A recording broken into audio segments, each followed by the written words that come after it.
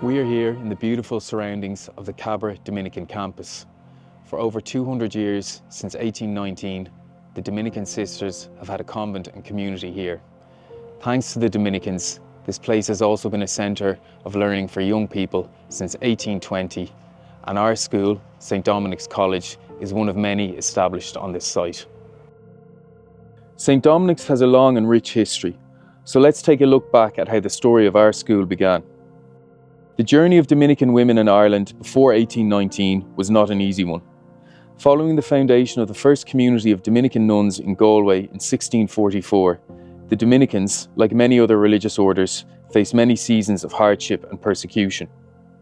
When a group of Dominican nuns moved to Dublin in 1717, primarily to ensure their own safety, they first came to Fisher's Lane, then to Channel Row, now called North Brunswick Street, then to Clontarf in 1808, and they finally took up residence in Cabra in 1819.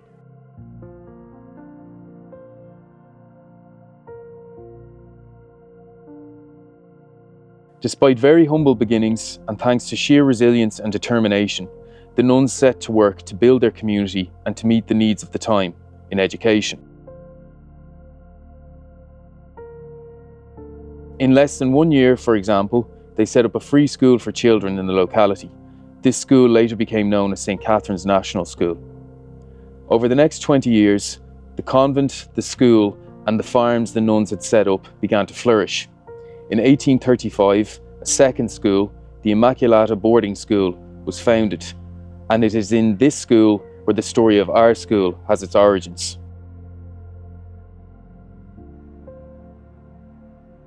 Continuing with their mission, the nuns set up a school for deaf girls in 1846, and by 1908, a boys' preparatory school called St. Dominic's College for Boys was also established at Cabra. By 1911, less than 100 years after the arrival of the nuns in Cabra, the convent, the farm, and their schools were thriving. Also by this time, Cabra Dominicans had set up foundations elsewhere in Ireland and abroad, continually seeking to reimagine ways in which they could be present to the Word of God, to one another, to creation, and to human needs.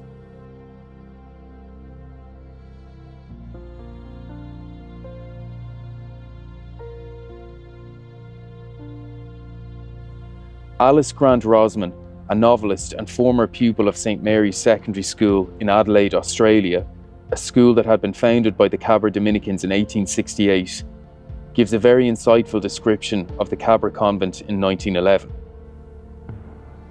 To see Cabra in one visit is a practical impossibility, for it is not merely a great convent, but a self-contained village spreading over 120 acres and has approximately 600 people living and working there. By 1911, there were 150 girls in the Immaculata boarding school, 270 people cared for in the school for the deaf, and some 80 boarders in St. Dominic's Boys' Preparatory School.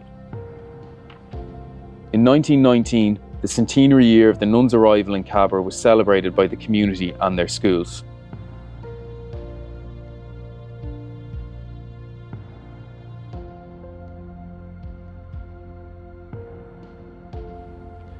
The nuns managed and taught in their schools.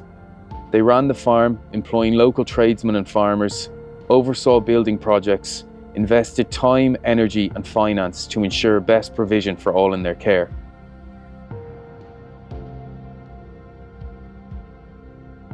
To ensure best educational standards for teaching and learning, the nuns received their teaching qualifications from Cambridge and Bedford in England. They specialised in English literature, the sciences and the arts. At a time when university education was not easily accessible to women, the nuns provided university classes in Cabra so they could sit exams and get university degrees. We also know from the archives that subjects taught at this time included sciences, English literature and the classics. Every decade brought new developments, expansions and extensions to buildings to cater for the growing number of students and nuns in the novitiate, as well as changes in the curriculum. In 1962, To accommodate the growing need for second-level education in the local area, St Dominic's College was opened as a senior day school for girls. Following the closure of the boys' school in May of that year, there was now a building available for the day school. Today we call this building Mary Bellew House.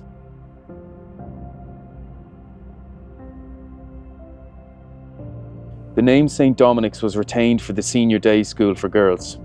The teaching staff, which included nuns and lay teachers, taught lessons to both boarders and day pupils. Hence the merging, over time, of the Immaculata School and St Dominic's College.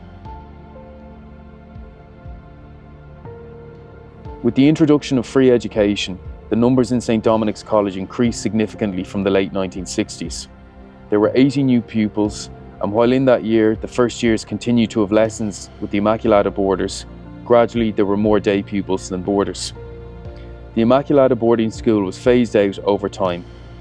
By the late 1970s, it ceased to be, and St Dominic's College for Girls continued to grow and prosper to become the well-known and highly respected school it is today, nearly 200 years after its foundation.